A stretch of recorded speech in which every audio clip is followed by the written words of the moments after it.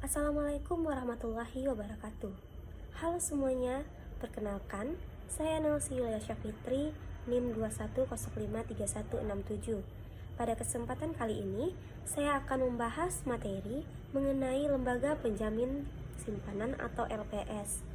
Nah, sebelumnya, video ini saya buat untuk memenuhi tugas mata kuliah Bank dan Lembaga Keuangan dengan dosen pengampu Bapak Dr. Zulafdal MPD.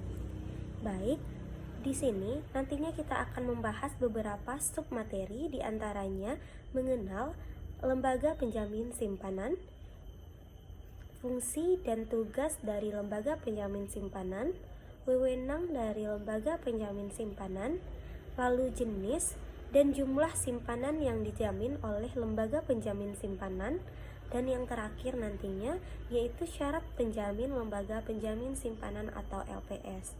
Untuk itu, teman-teman semua harus ikuti video ini.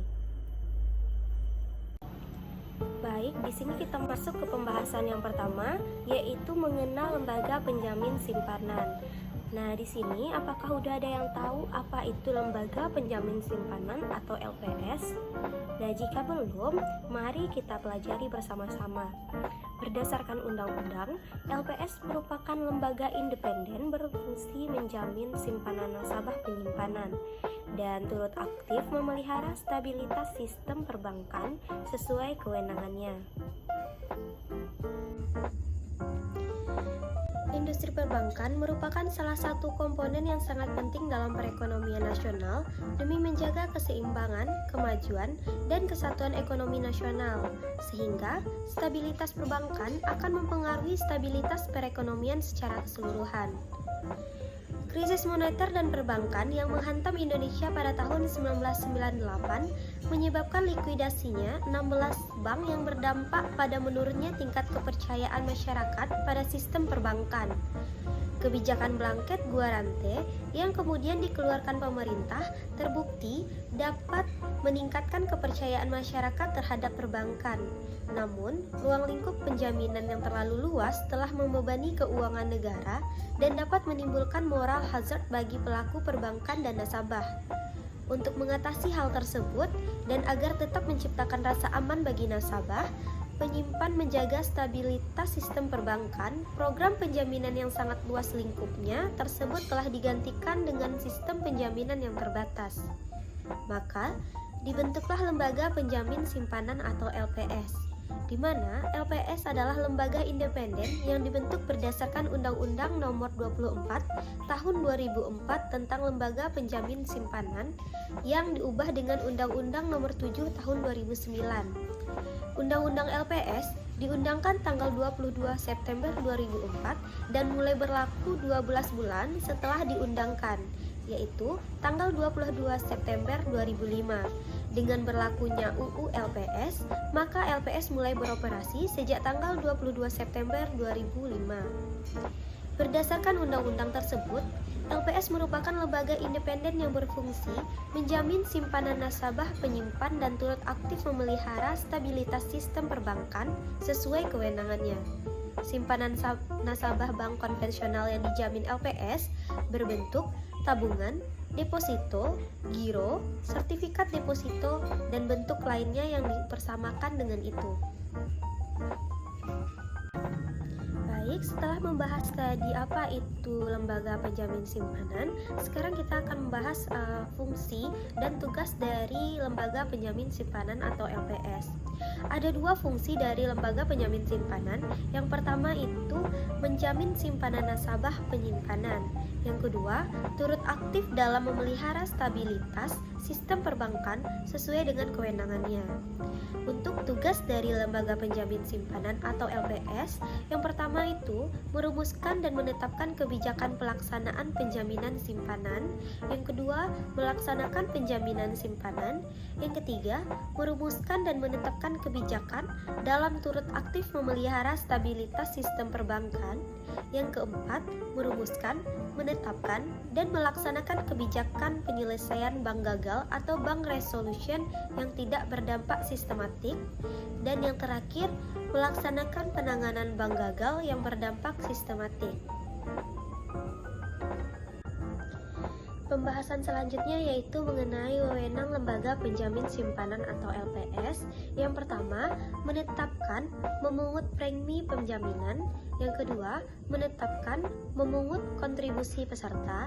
Yang ketiga, mengelola kekayaan dan kewajiban lembaga penjamin simpanan atau LPS. Yang keempat, mendapatkan data nasabah, kesehatan, dan laporan pemeriksaan. Yang kelima, rekonsiliasi, verifikasi, konfirmasi data. Yang keenam, menetapkan syarat, cara, dan ketentuan klaim. Yang ketujuh, menunjuk, menguasakan, menugaskan pihak lain untuk kepentingan lembaga penjamin simpanan. Yang kedelapan yaitu melakukan penyuluhan kepada bank dan masyarakat. Dan yang terakhir, menjatuhkan sanksi administratif.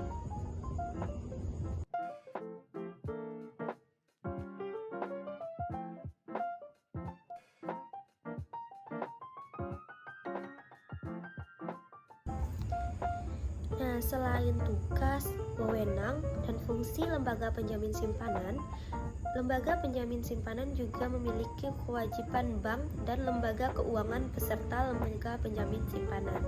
Di antaranya yaitu ada mengumpulkan dokumen salinan perizinan, akta pendirian, dan tingkat kesehatan bank. Yang kedua, membayar kontribusi sebagai peserta sebesar 0,1% dari ekuitas secara rutin. Yang ketiga, membayar premi secara rutin. Yang keempat, membuat laporan secara berkala, kemudian diserahkan kepada lembaga penjamin simpanan. Yang kelima, memberikan dokumen data dan informasi yang dibutuhkan kepada lembaga penjamin simpanan.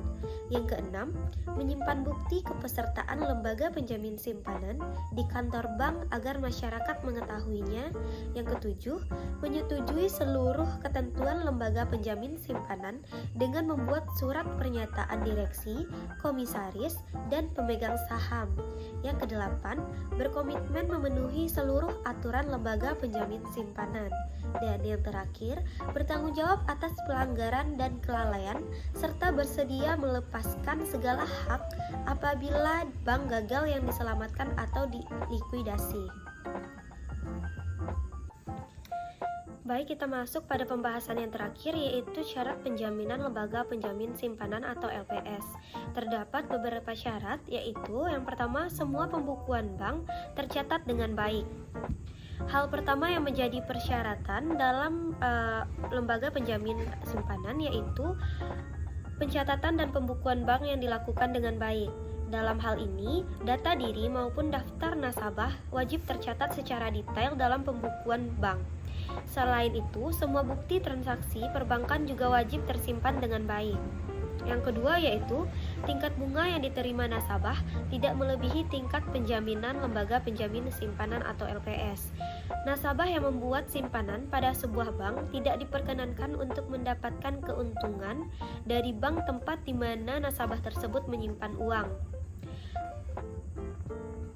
Penyimpanan uang secara tidak lazim, salah satu keuntungan yang bisa diperoleh secara tidak lazim adalah memperoleh tingkat yang tidak wajar atau melebihi batas maksimum tingkat bunga penjaminan yang telah ditetapkan oleh LPS. Selain itu, LPS juga menghimbau dan mengingatkan jika seorang nasabah sebuah bank agar tidak tergiur dan selalu bersikap bijak dengan cashback dari bank.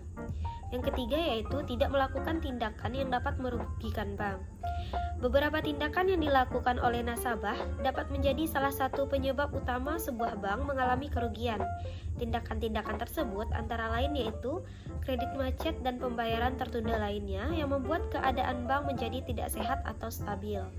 Umumnya, persyaratan penjaminan lembaga penjamin simpanan di atas dikenal dengan 3T. Yang pertama, tercatat dengan baik.